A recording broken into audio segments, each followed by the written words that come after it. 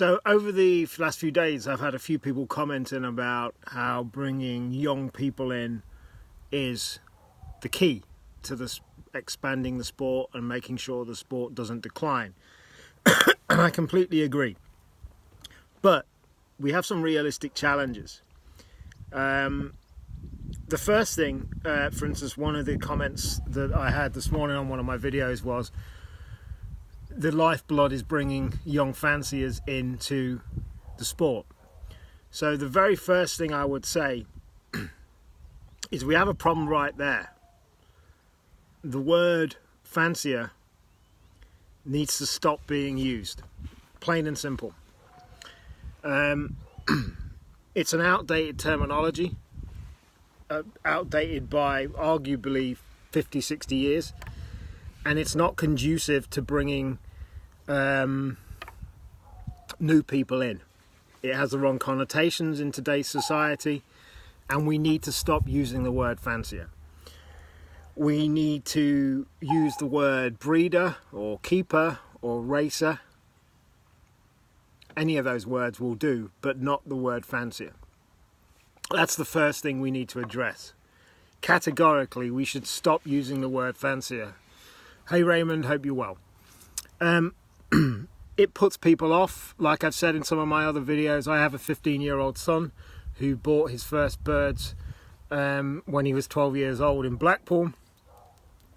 And there is absolutely no way that he would ever call himself a pigeon fancier. Ever. Categorically. So we need to change that. He would call himself, he keeps racing pigeons, or he's a pigeon breeder, or whatever you want to class it as. I don't necessarily think there needs to be a complete replacement for the word. I just think we need to stop using the word. So that's the first thing. The second thing, realistically, is I think we need to change the approach. We've got to be realistic with bringing new people in. I think there's 3 levels or phases or whatever you want to call them to this issue. Yes, ultimately, the goal of having people, young people, or even new people, it doesn't matter really. I mean, we're specifically talking about young people here, kids, anybody under the age of 21. But this, my theory, applies to anybody new. I think there's 3 levels to it. Yes, in an ideal world, we want as many people keeping birds in their garden as possible. But I'm not entirely sure realistically that that is a viable long-term solution for the kind of growth that the sport needs to see. It would be ideal, but there are, in today's modern world, a hell of a lot of reasons why that wouldn't happen. In the case of kids or young people, they've got to persuade their parents that they want to get a shed in their garden. They've got to persuade their parents that they're going to look after them every day, and a whole bunch more, and the financial cost of it as well. Yes, we should be looking for people to do that, but realistically, I think there's probably easier ways of getting people, new people and young people, attracted into the sport rather than the default position of getting more people keeping birds. And I think there's 2 elements to that. There's 2 things that can be done. If I bring it back down to myself, I'm going to start keeping birds again this year. But I won't be racing. I won't be racing in clubs. I will be only entering one-off races. For 2 reasons. One, I haven't got the time. I simply haven't got the time to keep birds, train them, and care for them to where they could possibly realistically start winning races. I just haven't got the time.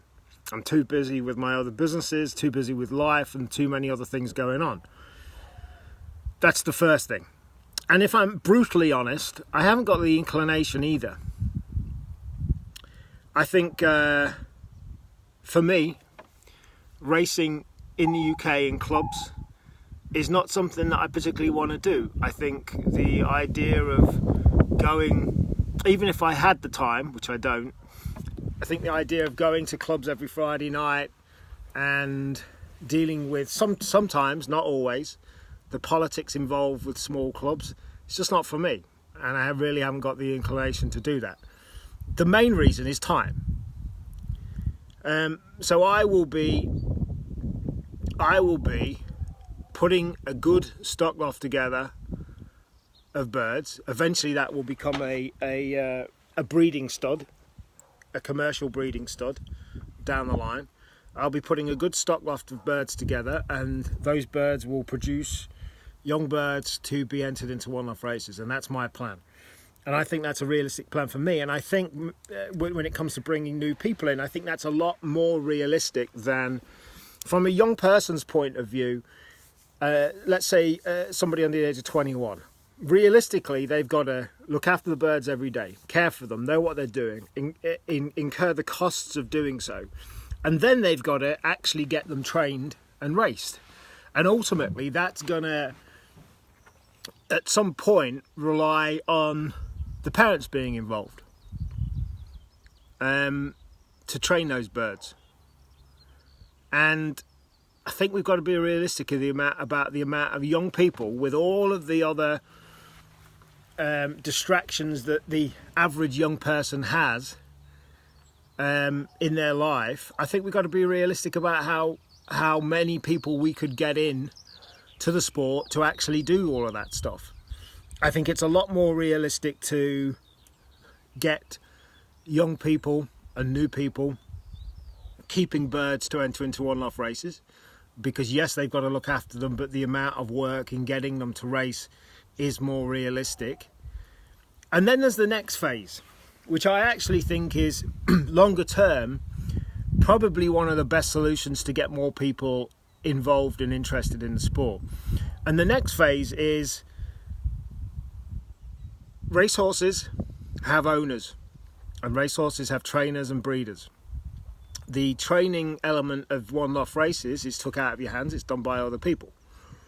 I actually think it's a lot more realistic to get young people and new people, give them the initial chance to own a young bird that gets entered into one-off races.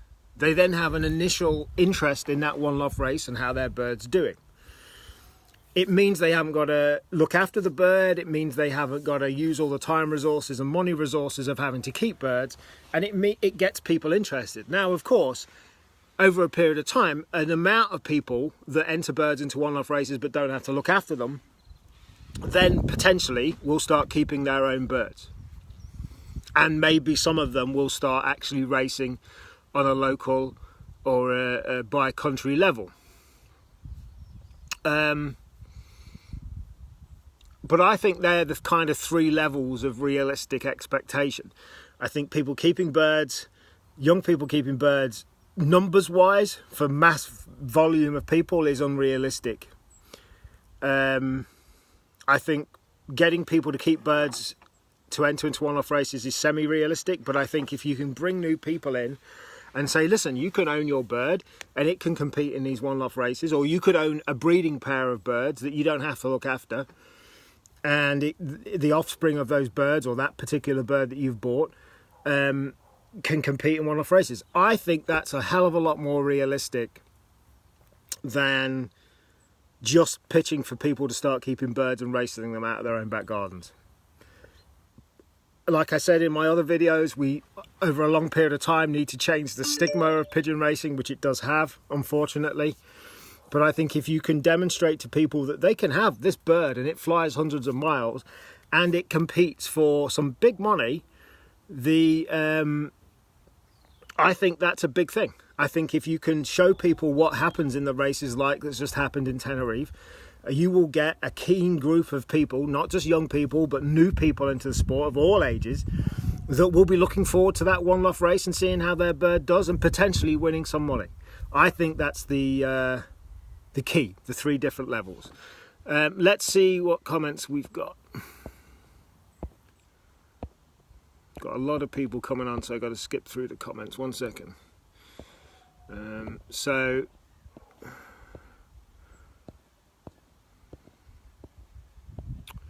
Excuse me, we've got a lot of people joining, so I have to skip through them to get to the comments. In my opinion, Alan says, in my opinion, kids and young people is the wrong group to target. As far as a reasonable cost, stated time, etc., we should be targeting men and women who finished playing competitive sports, or youth, young adult groups who have behavioural needs, man-shed groups. Yeah, absolutely. The idea of community lofts is something I spoke with Ian Evans about. I think the idea of a community loft is like a hybrid of my thoughts, really, in that you could have a group of people keeping birds and a community of people keeping birds, and maybe those birds get entered into local races, or maybe they enter them into one-off races. The community idea is a hybrid of my kind of three thoughts, really. But yeah, I agree, Alan. We should be targeting anybody. Ian says ETS is not helping. I'd love to know your reasons why you think ETS is not helping, Ian. For me, I think it's a positive step, but that's just me. Jeff says the only thing stopping people coming into sport is money. To enter into the one-off races, it costs money, and that's very true. And that's to counter that, we develop a way of people being able to go into syndicates for the more expensive one-off races. Seems a natural thing to try and get a proper syndication system where people can join in. Community loft would be great. Yeah, I agree, Jeff. I think that's a big step forward. So they're my thoughts and opinions on bringing new and young people into it. I think we've got to be realistic. I think ETS is one of the best things to happen to sport as well, and if you can combine that with the capabilities of those results being able to go online and distributed all around the world and broadcast on live streaming channels, I think it makes a great thing. I've always thought ETS was good, and now it's more mainstream. I think it's a very valuable thing, but I'd be interested to know why you think ETS is not a good thing, because I'm open to all opinions. So they're my thoughts on it. Like I say, getting people to keep birds in their own gardens is a struggle for mass. I'm talking about for mass. Thank you, Jeff. Fantastic video. But again, though, ETS is dollars. But again, if they're entering one-off races, they don't need that. They need to be able to form a syndicate, form a community group. If you've got people keeping community lofts of breeding birds, to enter in one-off races, the costs become a lot less if it's a community running it. But yeah, thank you for the thought, Jeff.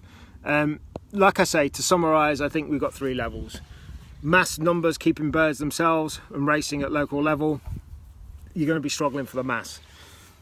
Middle ground of people keeping birds to enter into one-off races, which is what I'm going to be doing, is more realistic. But I think the mass movement of getting people interested that can have birds in one-off races without even having to look after a bird, I think that's the thing we should be looking to get over a period of time implemented so people can actually act on that. So there's my thoughts. Would love your feedback and opinion. Please share this video with anybody or any groups that you know that would have input. And ultimately, it's about making these changes over a period of time for it to become a reality.